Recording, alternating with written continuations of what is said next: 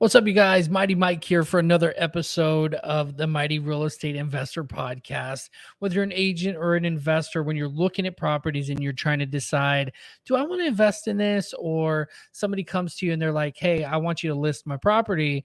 Or how much can I get for my property? You need to be able to say what the market value is, what the market would pay for the property. And this is a very essential skill. And as a real estate agent, I do it every single day, at least once, sometimes 10 times in one day. No joke, that has happened. So we're going to dive into it. I'm going to show you guys how I do it. And it's very quick, very simple. Shouldn't be more than 5 or 10 minutes. All right. Don't go anywhere. The big question is this: how do we as real estate investors find the deals that bring the greatest returns, allowing us to make the biggest impact for good in the world and live a mighty life? You are listening to the Mighty Real Estate Investor Podcast, and I am your host, Mighty Mike.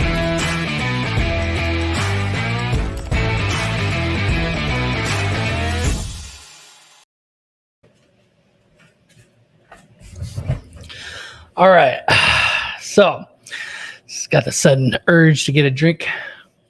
All right, so let's dive in.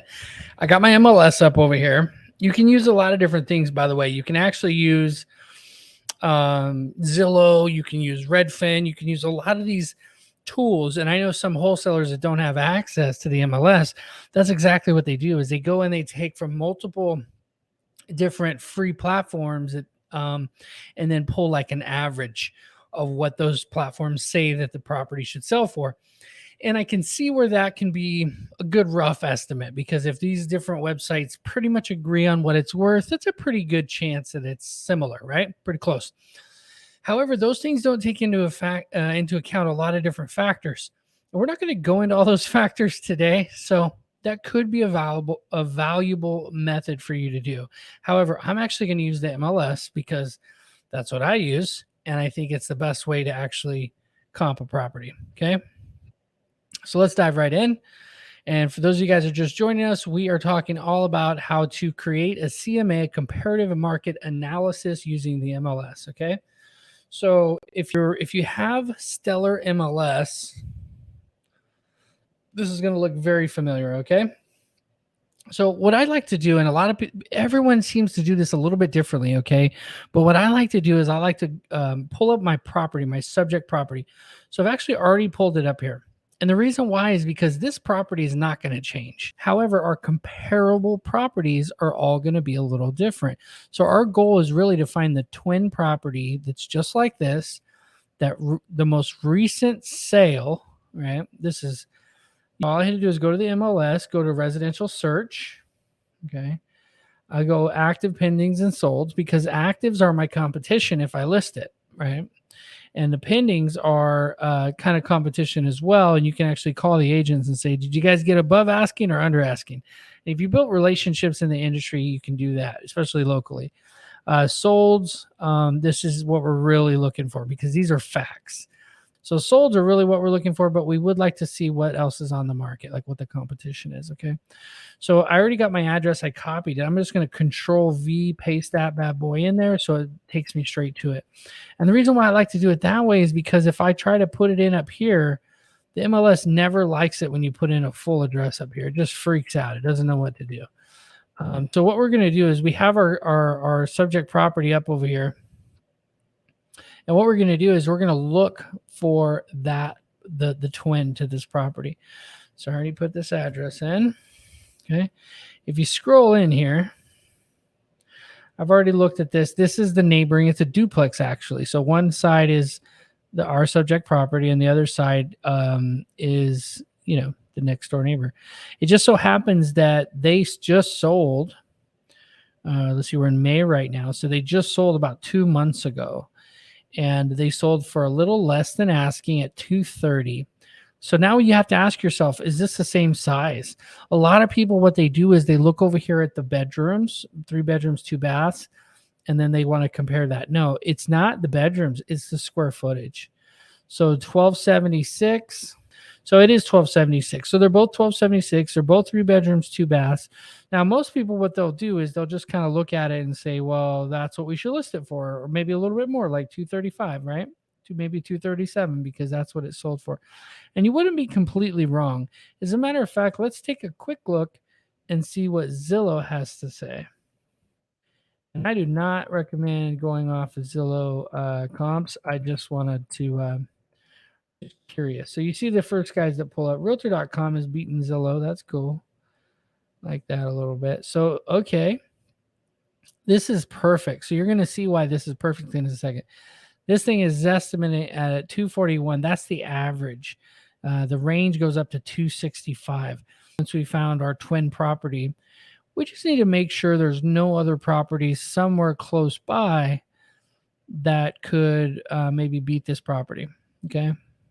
Maybe be better than this comp. Like, couldn't we possibly get more? Okay. There's one for 250, but it's only a 2-bedroom. So, okay. There's another 2-bedroom for almost 250, but it's pending. It's not for sale, right? So what we're going to do is we're going to go back to criteria, because I know guys that do CMAs like I do for a living, they're like, but what are you talking about? You haven't dialed in anything. And you're right. But I like to take a look at what's on the market before I start excluding things. So as soon as I click here, it gets rid of a lot of the properties. You probably won't even see them. And if I really want to dial it in, I could do my square footage. Like, but aren't you working backwards? Yeah, I'm working backwards because I wanted to see what was on the market nearby in that neighborhood before I start, putting in specifics to exclude other properties. Okay, and you can see my address is already up here, so let me hit enter. And you can see after doing that, like all the properties that were here disappeared. And that's good, because what we did is we got rid of all the duplexes. We got rid of all the homes that had square footage that were way bigger or way lower. So now we're only looking at properties that match our square footage. Okay. So remember, this one was only 2 bedrooms. We haven't looked at it yet, but this one right here ended up selling for 250. They were listed for the same price, by the way. They listed around the same time, and they sold around the same time as our other property, our next door neighbor, right? The twin property. They listed for the same, but they sold for 250. So was that a fluke? Maybe, maybe not. So do you want to and here's the key though, I wanted to make. You do not want to compare 3 bedrooms and 2 bedrooms and all this stuff. You want to compare square footage. Just like when you give $10,000 or $20,000 credit towards a comp for a pool, you'll give them a little more credit if they had a 3-bedroom, but not very much. Okay. It's really based on square footage. When an appraiser appraises a property, they base it on the square footage. Okay. So that's it. I think I've kind of beat that dead horse. So 250 is the sale price. So now do you think we should recommend on the CMA that we sell for only 250 or for 235 or 230? No. And this is why, like I say, Zillow sometimes is a good rule of thumb to see. I mean, I was saying 257. I was thinking 257 would be a good, a safe higher comp. I like to go up a little bit because I want them to know, like, hey, I want to try to get the most amount of money for the property. There we go, right there. So I like to go up a little over what I think the comp might be. So 250, if we go 257, we're pretty safe. And if you look over here, 265. So if that's true and we're at 257, there's a good chance that we're going to get some traction. And that's really what you want. You don't want to price it at the top of the market, because then you're not going to get as much traction. You're not going to get as much interest. And so now if I was an investor, I wanted to make an offer on this bad boy, and I wasn't their agent. I wasn't representing myself as an agent to them. I could look at this and say, hey, I know if I can get this thing for 219, there's some spread here, right? And if I can fix it up really nice, I might be able to get even more. So let's talk about condition a little bit. So this property, if you look at it, I already looked at it. If you look at it, it actually needs a lot of work. Okay. So even though it sold for $250,000 over asking, right? It went like 20,000 over asking. It needs a lot of work. So this tells me that an investor bought it, and this investor believes that they're going to get more than 250 after they put probably 40 grand into it. So this is where you got to have a big question mark. It's like, well, shoot, if they bought that and our subject property is in decent shape already, then maybe we should be even more. And again, this is where Zillow's estimate kind of gets justified a little bit. And I know my realtors out there are going crazy. Oh, why are you giving Zillow credit? No, I mean, listen, at the end of the day, we want to get the seller the most amount of money for the property. That's the goal. And if you're an investor and you make offers on properties and you lowball, you're going to get the desperate realtor that doesn't know what they're doing. That's going to be like, okay, just take the offer or whatever. But you have to understand, like, it's a real estate agent's job to get the most amount of money for their sellers. That's it. That's their job. And if they don't do their job, they don't stay in business. So that's how you comp the property. That's how you do it. So let's finish it up. Okay. So now I need to do two things to send to my seller. And I'm going to do this today. I'm going to do it right now. Is I need to go back to the map. I need to set my boundaries. So if you're not familiar with the MLS, you can use one of these tools. What I like to do is take this, if it's a perfect rectangle like that, is just take this like rectangular square creator here. Okay. And there we go.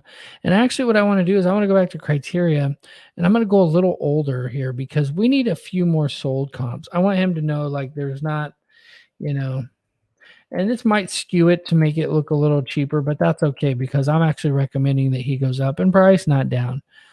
Right. So see here, it gives us some more sold comps. Okay. And now if we go back to results, it's going to give us a bunch of results. So we click on agent single line display. It gives you a list of the different properties that we have highlighted. Now here's where you want to just do a quick double check. If the price that it shows is super far off, then you want to remove it as a comp. Like if it says 350,000, you probably want to remove it as a comp, or see why it says 350,000. Right? You see some of these properties are all pretty much the 80s, close to the 80s, very good comps. And then over here we have like what they sold for. So this is a good indication. This is what appraisers look at as well. Is like, okay, it sold for 255 cash. Actually, I don't think that's what it sold for. That's what it was listed for. But anyway, so we're going to take we just now highlighted it. If you wanted to remove one, you could check the box. But since all of these are really good comps, we're going to come over here and click on Quick CMA. It's going to give us basically just like a quick breakdown so that they have all the properties, and also so I have all the properties. So if we're having a conversation and we're talking about specific properties, I can ask them. I can actually pull it up and pull up pictures of the property and ask them, like, is your property better or worse than this one? Better or worse than this one? And just get them to tell you. If it's in bad condition, they'll say worse, worse, worse. Okay, well, if it's worse, we probably don't want to price it more than this one, right? Because they're all comparable properties in size and everything, right? So some of them have different bedrooms, but pretty much they're all 3 bedrooms, 2 baths, boom, boom, boom, boom, right? So my recommendation is going to be 257, which is just a little bit above in this market. If we were in a buyer's market, you would never do that, right? You'd actually want to price it on the low end so you would get more traffic, and then you could drive up the offers once you get them. So that's the model. Okay. So let's just go ahead and download this. We're going to save this. Now what we're going to do is we're actually going to tell them, hey, we're going to say, hey, I just sent you over a CMA. We're actually going to ask them what this mortgage payoff is, because if we can get the mortgage payoff, for, let's just say the mortgage payoff is 100,000, that's how much they owe the bank. Then that means he's going to get 257, right? So he's going to get 157,000 in his pocket. Well, he's going to get a little less than that with fees and everything like that. But I guess the cautionary tale that I want to let you guys know is that, like, you don't want to wait till the last minute for them to find out that, hey, I'm only getting, 140,000 or 130,000, like, because as humans, we just like see that number, like, yeah, Mike got me 200 and let's say 65,000, right? Because that's what I'm going to try to do. I'm going to try to drive it up, right? You might got me 265,000. Yeah, Mike's awesome, right? But then when it gets close to closing and he has to look over that Alta statement, he looks over the HUD statement, he's going to be like, what is this? Why am I only getting 130? And he's calling me, wanting to know why he's only getting 130, 135. And it's like, well, you had realtor fees because you're the seller, so you pay both sides in Florida. both buyer and seller commissions, your title fees, they have certain fees. So the best thing to do is to send them a seller net sheet right up front. When you do the CMA, you attach a seller net sheet, and then that way they know right up front how much they're going to put in their pocket after they pay the bank, after they pay the realtor fees and everything. And then your transaction will go way smoother moving forward from there. Guys, I'm making these educational videos as a part of my School of Mighty initiative. The School of Mighty is to basically teach real estate principles and wealth building principles. Some classes I'm going to charge for, some of them are going to be for free. Obviously, this one's on YouTube. It's going to be for free. Okay. So anyway, guys, go out there, crush it, do these CMAs, do the seller net sheet. I didn't show you how to do a seller net sheet.